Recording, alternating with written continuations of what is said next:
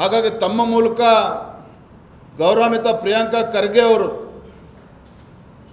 ಏನು ನನ್ನನ್ನು ರಾಜಕೀಯ ಷಡ್ಯಂತ್ರ ಪಿತೂರಿ ತಮ್ಮನ್ನು ರಾಜಕೀಯ ಮುಗಿಸೋದಕ್ಕೆ ಈ ರೀತಿ ಬಿ ಜೆ ಪಿಯವರು ಟಾರ್ಗೆಟ್ ಮಾಡ್ತಾ ಇದ್ದಾರೆ ಅನ್ನೋ ರೀತಿಯಲ್ಲಿ ಏನು ಮಾತನಾಡ್ತಾ ಇದ್ದೀರಿ, ಇದು ಖಂಡಿತ ಸರಿಯಲ್ಲ, ಖಂಡಿತ ಸರಿಯಲ್ಲ. ಆದರೆ ಒಂದು ಪ್ರಿಯಾಂಕಾ ಖರ್ಗೆ ಅವರೇ, ನಿಮ್ಮ ಸ್ನೇಹಿತನಾಗಿ ನಾನೊಂದು ಸಲಹೆ ಕೊಡ್ತೇನೆ. ತಾವು ಪಾಪ 4 ಚುನಾವಣೆ ಎದುರಿಸಿರ್ಬೋದು. ಅವರೇ ಹೇಳಿದಾಗೆ 1 ಚುನಾವಣೆ ಸೋತಿದ್ದೇನೆ, 3 ಚುನಾವಣೆ ಗೆದ್ದಿದ್ದೇನೆ, ವಿಜೇಂದ್ರ ಮೊದಲ ಬಾರಿ ಶಾಸಕನಾಗಿದ್ದೇನೆ. ಆದರೂ ಕೂಡ ಶಾಸಕ ಮಿತ್ರರಾಗಿರ್ತಕ್ಕಂಥ ಪ್ರಿಯಾಂಕಾ ಖರ್ಗೆ ಅವರೇ, ನಿಮಗೊಂದು ಸಲಹೆ ಕೊಡ್ತಾ ಇದ್ದೇನೆ. ನೀವೇನಾದರೂ ಪ್ರಾಮಾಣಿಕರೇ ಆಗಿದ್ದರೆ, ನಿಮ್ಮದೇನು ಇದರಲ್ಲಿ ಕೈವಾಡ ಇಲ್ಲ, ಇದರಲ್ಲಿ ನಿಮ್ಮ ಪಾತ್ರ ಏನೂ ಇಲ್ಲ ಅಂತೇಳಿದರೆ, ನಿಮ್ಮ ದೃಷ್ಟಿಯಿಂದ, ನಿಮ್ಮ ರಾಜಕೀಯ ಭವಿಷ್ಯದ ದೃಷ್ಟಿಯಿಂದ CBI ತನಿಖೆನೇ ಸೇಫ್ ನಿಮಗೆ. ಅದು ಯಾಕೆ ಅಂತ ಹೇಳ್ತೇನೆ, CBI ಬಗ್ಗೆ ಅನುಮಾನ ಪಡೋಕ್ಕೆ ಹೋಗಬೇಡಿ. ಹಿಂದೆ ಜಾರ್ಜ್ ಅವರು ಗೃಹ ಸಚಿವರಾದಾಗ ಮಡಿಕೇರಿಯ ಗಣಪತಿ ಆತ್ಮಹತ್ಯೆ ಪ್ರಕರಣ, ಪೊಲೀಸ್ ಅಧಿಕಾರಿ ನರೇಂದ್ರ ಮೋದಿಜಿ ನಮ್ಮ BJP ಸರ್ಕಾರ ಇದ್ದಾಗಲೇ CBI ತನಿಖೆಯಾಗಿ ಜಾರ್ಜ್ ಅವ್ರಿಗೆ ಕ್ಲೀನ್ ಚಿಟ್ ಕೊಟ್ಟು ಮತ್ತೆ ಸಚಿವರಾಗಿದ್ದಾರೆ. ಪ್ರಿಯಾಂಕಾ ಖರ್ಗೆ ಅವರೇ, ನಿಮಗೂ ಯಾಕೆ CBI ತನಿಖೆನೇ ಕರೆಕ್ಟ್ ಸರಿ ಅಂತ ಹೇಳ್ತೇನೆ ಅಂತ ಹೇಳಿದ್ರೆ, ಯಾವುದೇ ಕಾರಣಕ್ಕೂ ಈ ಸರ್ಕಾರದಲ್ಲಿ ಮುಖ್ಯಮಂತ್ರಿಗಳು ನಂಬಕ್ಕೆ ಹೋಗಬೇಡಿ.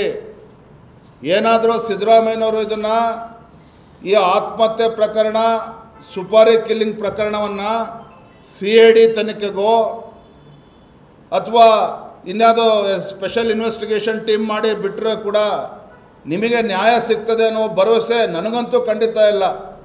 ಕಾರಣ ಏನಪ್ಪ ಅಂತೇಳಿದರೆ ನಿಮ್ಮ ಪಕ್ಷದಲ್ಲೇ ಅನೇಕರ ವಿರುದ್ಧ ಷಡ್ಯಂತ್ರ ನಡೀತಾ ಇದೆ. ನೋಡಿ ಪಾಪ ಪ್ರಿಯಾಂಕಾ ಖರ್ಗೆ ಅವ್ರ ಪರಿಸ್ಥಿತಿ ಹೆಂಗಿದೆ ಅಂತೇಳಿದರೆ, ನಾವು ಅವ್ರಿಗೆ ಆರೋಪ ಮಾಡಿ 1 ವಾರ ಕಳೀತು. ಕ್ಯಾಬಿನೆಟ್ ಮೀಟಿಂಗ್ 1 ವಾರ ಆದಮೇಲೆ ಮೀಟಿಂಗ್ ಮಾಡಿ ಪ್ರಿಯಾಂಕಾ ಖರ್ಗೆ ಅವ್ರ ಪರವಾಗಿ ಗಟ್ಟಿಯಾಗಿ ನಿಲ್ತಕ್ಕಂಥ ನಿಲುವನ್ನು ಪ್ರಕಟಣೆ ಮಾಡಿದ್ರು. ಅಲ್ಲಿ ತನಕ ಯಾರೂ ಕೂಡ ಮಾತನಾಡಲಿಲ್ಲ. ಯಾಕೆ ಮಾತನ್ನು ನೆನಪು ಮಾಡಿಕೊಡ್ತಿದ್ದೀನಿ ಅಂತ ಹೇಳಿದ್ರೆ, ಪ್ರಿಯಾಂಕಾ ಖರ್ಗೆ ಅವರೇ, ನಿಮ್ಮ ಪಕ್ಷದಲ್ಲೇ ರಾಜಕೀಯ ಷಡ್ಯಂತ್ರ ಪಿತೂರಿ ನಿಮ್ಮ ವಿರುದ್ಧ ನಡೀತಾ ಇದೆ.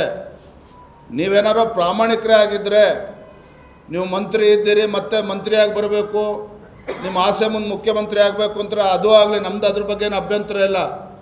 ಆದರೆ ಈ ಪ್ರಕರಣ ಗಂಭೀರವಾಗಿ ತನಿಖೆ ಆಗಲೇಬೇಕಾಗ್ತದೆ. CBIಯಿಂದನೇ ತನಿಖೆ ಆಗಬೇಕಾಗ್ತದೆ. ಆಗ ಮಾತ್ರ ಸತ್ಯ ಹೊರಗೆ ಬರ್ತದೆ, ಆ ಕುಟುಂಬಕ್ಕೂ ಕೂಡ ನ್ಯಾಯ ಸಿಗ್ತದೆ. ಇಲ್ಲ ಅಂಥೇಳಿದರೆ CID ತನಿಖೆ ಮುಗಿಯೋದಿಲ್ಲ, ನಿಮಗೂ ನ್ಯಾಯ ಸಿಗೋದಿಲ್ಲ. ನೀವೇನಾರ ಪ್ರಾಮಾಣಿಕರಿದ್ದರೆ ಆ ಕುಟುಂಬಕ್ಕೂ ಕೂಡ ನ್ಯಾಯ ಸಿಗೋದಿಲ್ಲ.